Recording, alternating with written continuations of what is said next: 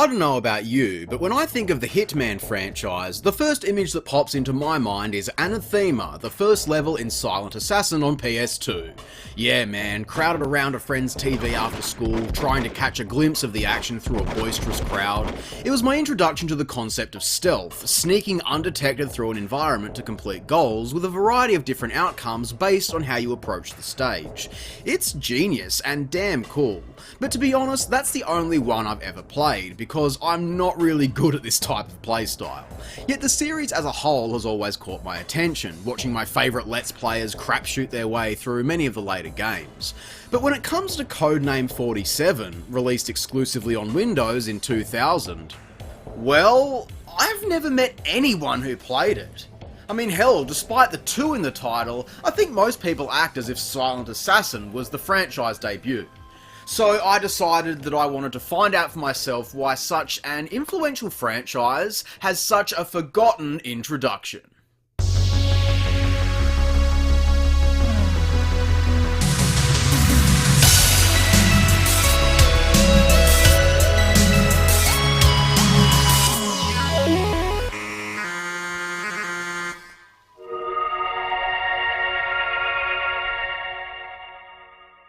Now, I'll be playing the Steam release with some simple resolution fixes, and since I've never learned keyboard controls, I'm gonna be using controller remapping. Sorry, I'm a baby. Maybe I should ask my mum's permission before I start playing. It should be fine.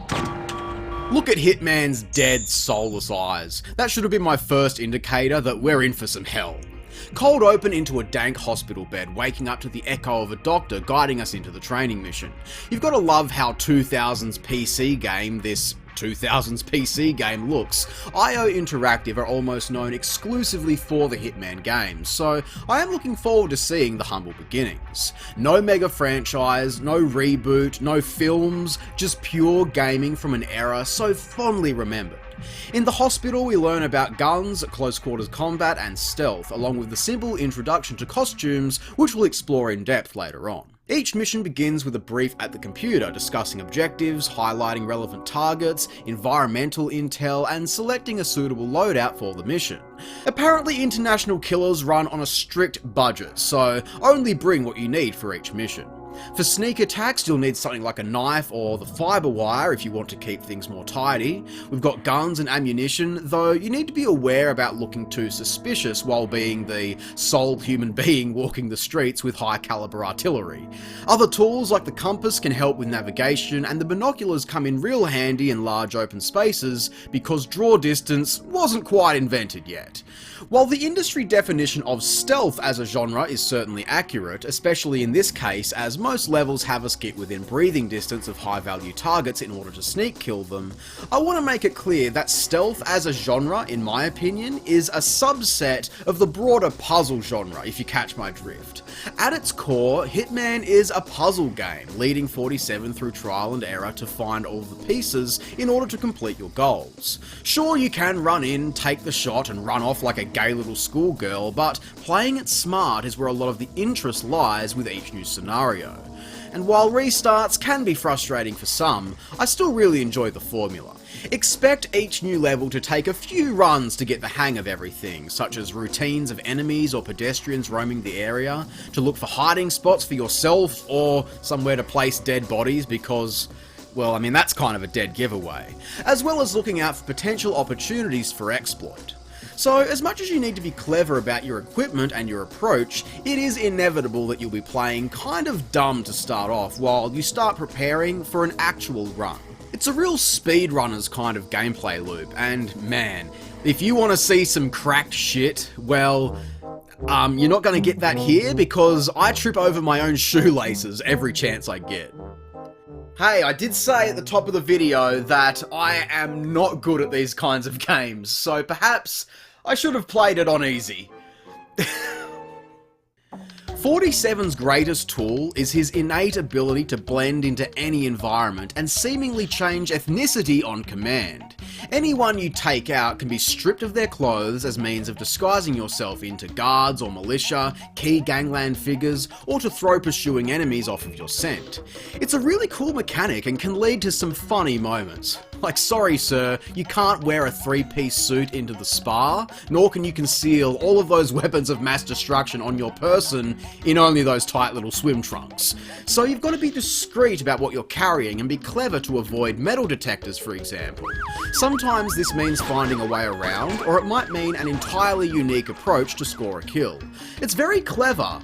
Sometimes too clever for my tiny little ape brain, such as in level 3. We need to disguise ourselves as a member of an opposing gang to attend mediation with the police chief, kill everyone on the scene and make it look like an act of gang rivalry. But man, the setup for something like this can be complicated. Locating all of the relevant targets, waiting around for them to meander into position, and hopefully doing the deed without anyone noticing.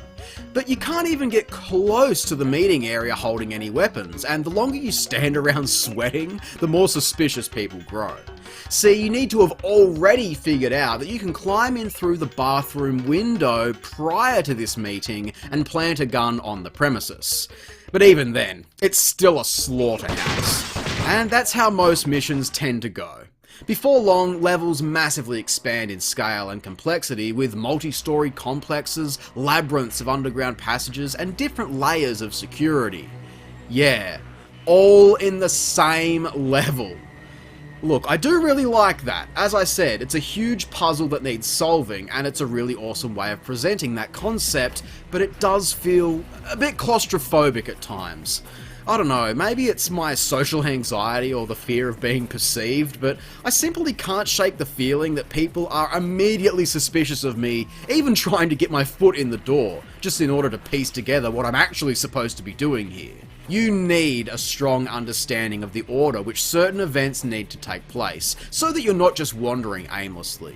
You need a firm grasp on which outfits allow you to access certain areas, and if it's suitable for that character to be holding any type of weapon. It's all very specific and in a lot of cases, finicky, with zero help or direction. The only way to do it is to fucking do it.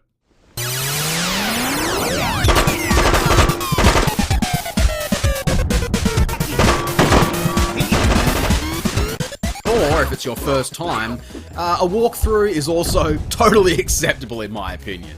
Mission 4, the Li Hong assassination, I bet is where most people probably stop playing the game because damn, does the difficulty spike with the sheer amount this level asks of a player that has maybe been playing for an hour at most? Let me give you a rundown of how this works. So, first things first, scope out this huge establishment, converse with patrons and learn of the other white guy captive in the basement being tortured and how to access the massage parlour. Locate that and be introduced to a sex worker who offers to help you in exchange for her escape. You follow her to the rooftops, making sure not to attract any unwanted attention, and she gives you a safe combination. Now it's down into the rat tunnels to rescue the CIA agent in Confederate underwear that marks one of 4 different safes randomly on the map. Now you've got to find that safe and get inside without causing a fuss. Grab the jade figurine to give to the weird fortune teller in exchange for poison and the identity of second in command. You lure a waiter into the bathrooms to steal his disguise, poison the food and deliver it to the big fella, which sends Li Hong running for his fortress outside of the map. Fight your way to freedom or safety and just please avoid death at all costs. By the way, just before we finish this level, now might be a good time to mention continues. See, in the sequential titles, players could essentially save state during levels, usually with some kind of limit on how many times it can be done, but ultimately as a way to save a well-constructed setup in the event of a mission fail. Well, I'm afraid that's not an option here. You need to execute these elaborate directions flawlessly in a single run.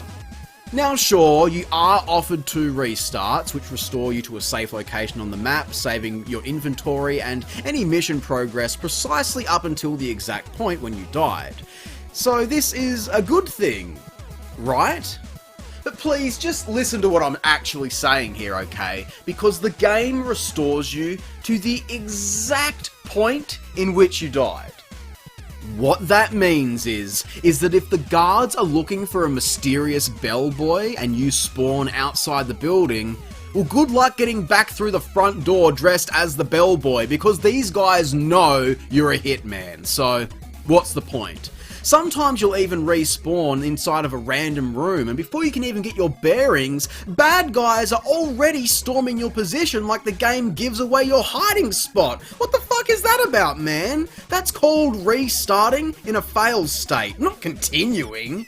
So the concept of a second attempt essentially boils down to total restarts every time.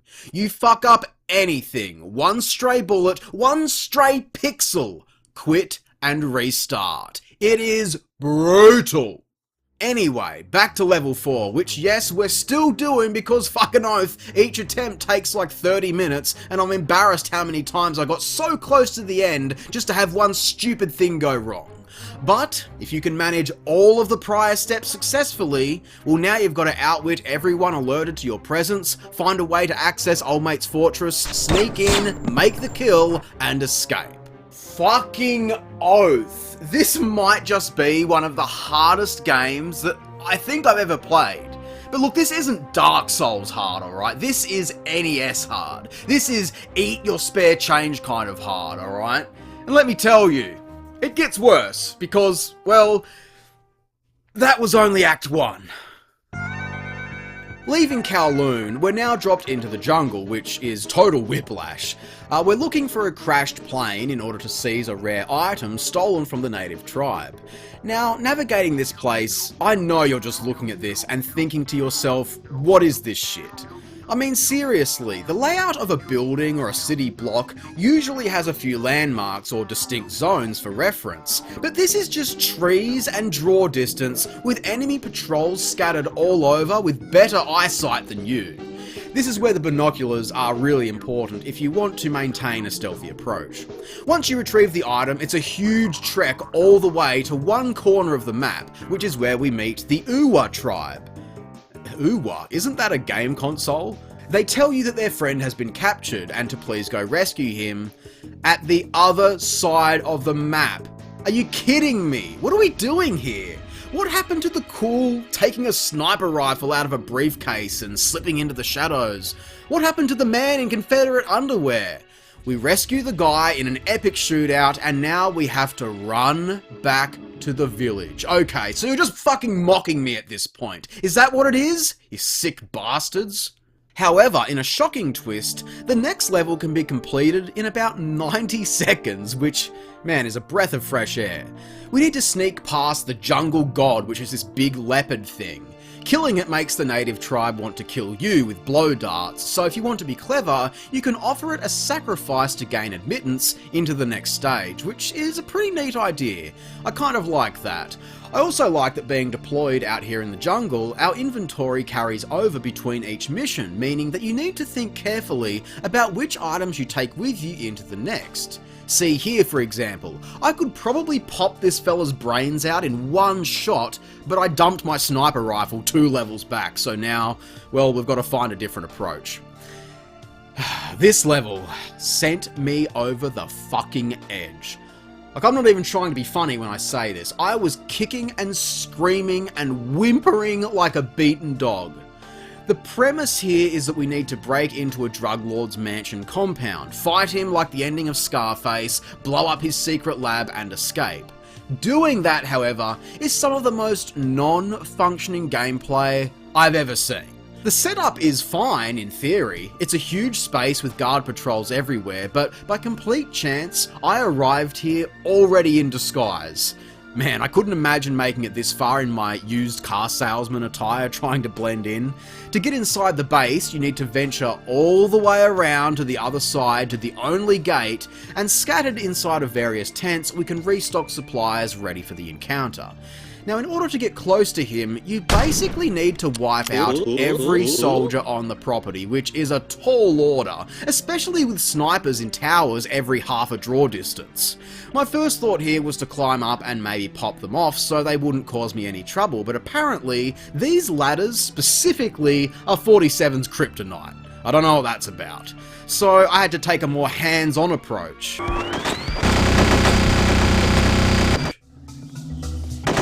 Just kidding. The minigun hiding near the airstrip in this level is just a fucking red herring, so don't fall for that. And let's not forget, continuing after a death will dump you back into any one of these totally exposed tents with everyone on high alert, so unless you want to sprint the perimeter of this place 100 times, you'd better be on your A game.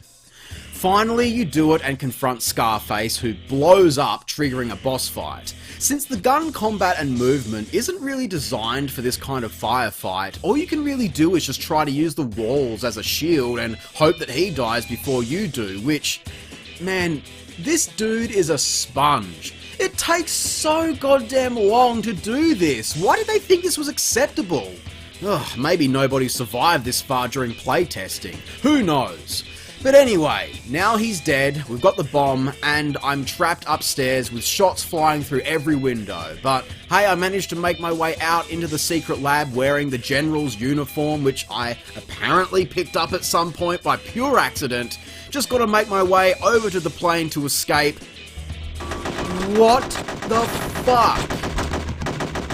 I run past these guys all the time and they don't care, but as soon as I'm within proximity of a crime scene, well, they just turn into Arnold from Terminator and fire relentlessly until I'm minced meat. Well, two can play at that game, because I'm the Hitman. The excellence of execution. Check this out. Remember the lovely guide I referenced for first-time players? Well, it turns out that you can just run in and stealth attack old Pablo here to entirely skip that excruciating gunfight. As usual, it is a bit finicky, but man, that's at least one major mindfuck dealt with. Alright, let's have another go at this laboratory. Oh, shit. Now I'm running the perimeter again. Awesome. I've been on this map for multiple hours. When the fuck is it gonna play fair? I really want to like this game, and in many ways, I do like it. The gameplay concepts it demonstrates ultimately form the foundation which would go on to be highly successful, and when it works, it is such a blast, even if you are still prone to some silly stuff-ups. Seeing Hitman jump for the first and only time since the opening 30 seconds of the tutorial, leaping across a balcony to execute a guy in the shower, should be what this is all about. Thinking clever, like a real assassin. But the reality is that the entire experience is crippled by making the game grossly unforgiving, which ultimately punishes the player for experimentation or mistakes beyond their control half of the time. But man, at this point, I just had to see the end of it. Man, I'd come too far to give up in Act 3, so I was delighted to be presented with a fresh scenario. In the level Gunrunner's Paradise, we need to plant a GPS tracker into a briefcase held by a gang working the docklands. Well, first we need to distract the guard by sending a stripper out to give him a private show under lamplight in the middle of nowhere. Very classy. That lets us place a tracker on the car to find the correct warehouse everyone's hanging out in. Now, to get inside the warehouse gates, even though the cutest evil little low poly dogs can crawl out through a gap in the fence, Hitman has to be a lot more on the nose about it. I was a little sloppy on this one, I'll admit, but we need to clean the crime scene before some dork shows up to collect the briefcase fitted with the GPS tracker. Never mind all the blood, bro. I'm on the rag. But oh boy, the level following this one is yet another drawn-out slog through fog, waiting for guard patrols and jumpy enemies that fire on the spot, even if you've done the exact same thing a dozen times over to no response. It's painful, running the entire map to collect your equipment, only to be blindsided by some dumb bullshit again and again. If you so much as exist on the map holding this sniper rifle, the same one that Agent 47 holds on the goddamn title screen, well, that's an instant fail. Wrong gun, wrong outfit, wrong routine. I clocked roughly 3 hours on this level alone because the game just refused to cooperate with me, and man, I was just fed up. But thankfully, we're almost done. We eventually make it back to the institution we started the game in, finding teddy bears and rubber ducks for mental patients while avoiding SWAT teams on your tail. Making it into the basement for the final level, called Meet Your Brother. Thanks for spoiling the fucking ending. Nice one, guys. We finally come face to face with the Doctor who engineered Agent 47 into a killing machine, just as he completes a set of Agent 48s. And man, don't they look happy to be here. Bro, you wouldn't be smiling if you endured the hell I've just been through. This final level is a gauntlet of Terminator after Terminator, running at you guns blazing, with movement tech akin to those speedrunners I mentioned. I mean, seriously, how am I supposed to contend with this? They're all playing with the cheats on. Oh, well, I guess this might help. Finally, we get to use the minigun, but it's still not fun because if you're too exposed, then death is just inevitable. So, for the last time, the game makes you be a little sissy prick hiding behind whatever you can find to carefully shoot the big gun and end the game. Honestly, for everything that Hitman gets right, it certainly shits the bed equally as much. Confronting the Doctor, don't stand around waiting for the narrative to play out because that'll be another hard reset for the collection. No, just pop him the moment he enters the room and the credits roll. Thank God for that. Listen, I'm not a believing man, but dude, I'm still not. Because no decent God would put such an obnoxiously difficult mess on this planet. I'm just stunned. It's so weird because when I think about this game, mentally I'm like, well, that was actually really cool. Solving all of the delicate puzzles, and there were some really good moments, both funny and genuinely awesome. But then my critical thinking kicks in and I remember of what I had to endure to see any of it, and I just wish that someone would splatter my fucking brains all over this room. Look, what can I say, other than I think I'm gonna have to just nut up here and say that the original Hitman is rightfully overlooked, in favour of its sequel 2 years later. It's been a few years since I've last played it, but I can still recall that one being so much more of a cohesive and functioning experience than this. Codename 47 definitely laid the foundation and established this concept, but man, I'm shocked that anyone bought the sequel following what a dire misery it was to play through this game. But does that make it bad? Well, not exactly. I think on a technical level, it is an okay game, definitely with its ups and downs like any other. And genuinely, there are some cool moments to be had. I'm just afraid that they're too few and far between the headache-inducing patience needed in order to actually see any of it. So, I'm gonna be tough, but fair. I think the original Hitman deserves a generous 5 out of 10 for being the first in what would become a dynamite formula in the following years. It may seem kind of average today, but it is also just a little bit before my time, so I'm gonna give it the benefit of the doubt. But there is one thing that it did really well though, and that was make for a hell of a video. So if you enjoyed it, be sure to like and share it with your friends, subscribe for more content coming in the future, and until next time, I'm Square Eye Jack, and I hope you have a great fucking day. Cheers, guys.